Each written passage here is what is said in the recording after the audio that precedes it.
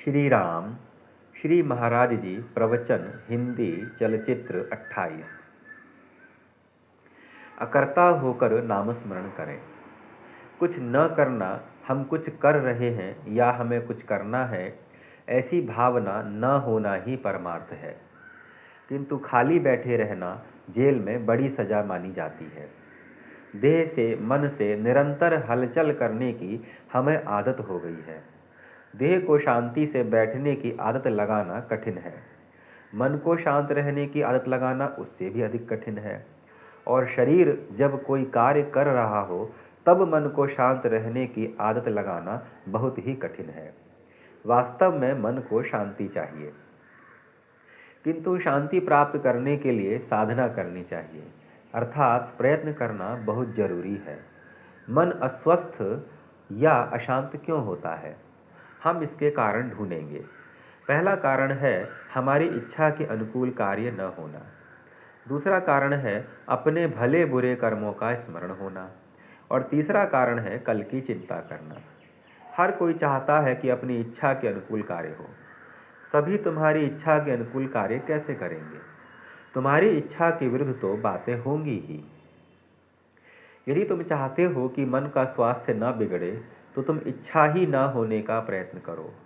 ऐसी बुद्धि ही न रखो कि हमें कोई वस्तु मिले। लोभ छोड़ो, लोगों से अपेक्षा करना छोड़ दो। अभिमान रहित होकर कर्म किया जाए। प्रयत्न करने पर भी जब सफलता हासिल नहीं होती है तब दुख होता है, स्वास्थ्य ठीक नहीं रहता। यदि हम ऐसा समझें कि मैंने यह कार्य किया ही नहीं तो दुख क्यों होगा? प्रयत्न करने पर जो कुछ कार्य होता है वह राम की कृपा से हुआ है, ऐसा कहो। हर बात राम ने की है, ऐसा कहने का मतलब है कि भगवान के अनुसंधान में निरंतर रहना। यह सधने के लिए अखंड नामस्मरण करना चाहिए।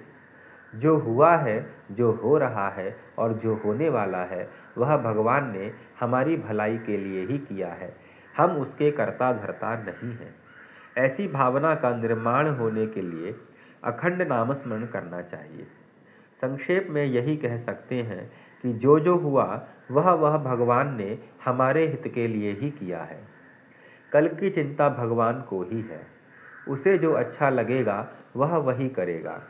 इसलिए जो हो चुका है उसकी, अर्थात कल जो हुआ उसका स्मरण नहीं करना चाहिए। जो होने वाला है, अर्थात कल होने वाला है, उसकी चिंता नहीं करनी चाहिए।